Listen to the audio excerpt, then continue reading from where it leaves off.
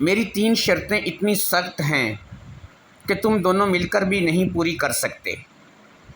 इसलिए मैं तुम दोनों को ही चांस देती हूँ कि तुम दोनों में से जो भी मेरी शर्त पूरी कर दे, तुम में से जो भी जीतेगा मैं उससे शादी कर लूँगी।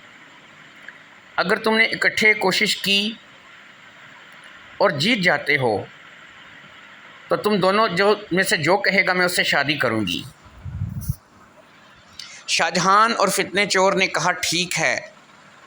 अब शहज़ादी के हुक्म पर दोनों को एक अलग कमरे में ले जाया गया। इस कमरे में एक बड़ा सा टेबल पड़ा था। उसके इर्द गिर्द 2 कुर्सियाँ थीं। दोनों को कुर्सी पर बैठने के लिए कहा गया। अब शहज़ादी ने अपनी एक खादमा को इशारा किया। खादमा के हाथ में 2 पोटलियाँ थीं। दोनों पोटलियों को टेबल पर उल्टा दिया गया। एक में दाल थी और एक में चावल थे। तकरीबन आधा किलो के करीब दाल थी और आधा किलो के करीब चावल थे। दोनों को अच्छी तरह से मिक्स किया गया। अब शहज़ादी ने कहा, मेरी पहली शर्त ये है कि तुम दोनों, हमने इनको मिक्स कर दिया है, तुम आधे घंटे के अंदर इनको अलग-अलग करो। कमरा बाहर से बंद कर दिया जाएगा और तुम दोनों अंदर कमरे में होगे। ठीक आधे घंटे बाद मैं कमरे का दरवाज़ा खोलकर अंदर आऊँगी।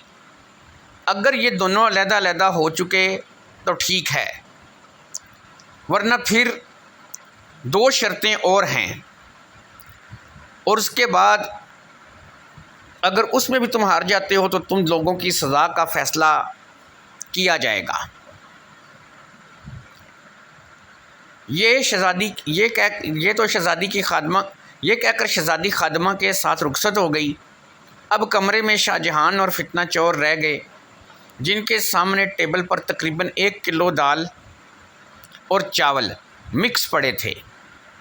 शाहजहान कहने लगा, सिर्फ़ आधे घंटे में इन 1 किलो दाल और चावल को कैसे अलहदा किया जाए। फितने चोर ने कहा, बादशाह सलामत, ये तो बहुत आसान है। वो अपनी मकोड़ों की फ़ौज कब काम आएगी। उनको थैले से बाहर निकालते हैं और ये ड्यूटी उनकी लगाते हैं। लिहाजा फितने चोर ने थैला खोला और तमाम मकोड़ों को बाहर आने के लिए कहा। मकोड़े 100 से भी ज़्यादा थे। फितने चोर ने कहा, तुम दो टीम बन जाओ। आधी टीम दाल अलहदा करे और बाकी की आधी टीम चावल अलहदा करे और जितनी जल्दी हो सके ये काम करो। अब फितना चोर और बादशाह बैठकर तमाशा देखने लगे, जबकि मकोड़े अपने काम में मगन हो गए। मकोड़ों ने तकरीबन 10 मिनट के अंदर ही दाल को अलहदा कर दिया और चावलों को अलहदा कर दिया। फितने चोर ने तमाम मकोड़ों को पकड़कर दोबारा ठेले में डाल दिया और फिर आराम और सुकून से बैठ गया। आधा घंटा गुजर जाने के बाद शहज़ादी अपनी उसी खादमा के हमरा कमरे में दाखिल हुई और अब ये देखकर हैरान रह गई कि दाल और चावल जो वो देकर गई थी दोनों अलग अलग पड़े थे। उससे बहुत ज़्यादा हैरत हुई, मगर वो अपनी पहली शर्त हार चुकी थी। अब उसने कहा, अब एक और मुकाबला होगा और शतरंज की बाजी लगेगी। अगर इसमें भी मुझे हरा दिया तो मेरी दूसरी शर्त भी ख़त्म हो जाएगी। इसलिए तुम दोनों में से मेरे साथ शतरंज कौन खेलेगा।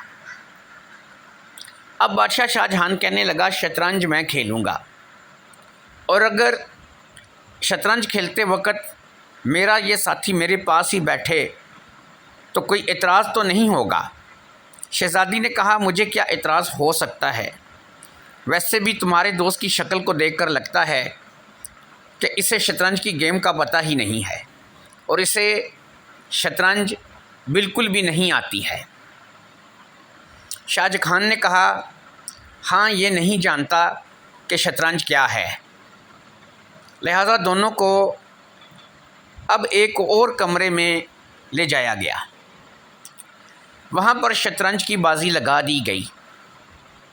अब शहज़ादी ने शतरंज का आगाज़ किया। वो बड़ी महारत से खेल रही थी, मगर बादशाह शाहजहां भी शतरंज में किसी तरह से भी कम नहीं था। वो शतरंज का बहुत अच्छा खिलाड़ी था। शाहजहां जब भी जीतने के करीब जाता, शाहजहां देखता कि उसकी चाल किसी न किसी जगह से गलत हो जाती। उसे इस बात की समझ नहीं आ रही थी कि ऐसा क्यों हो रहा है, मगर इस राज का फितने चोर को पता चल गया। फितने चोर ने बादशाह से कहा, जब भी आपका ध्यान शहज़ादी की तरफ होता है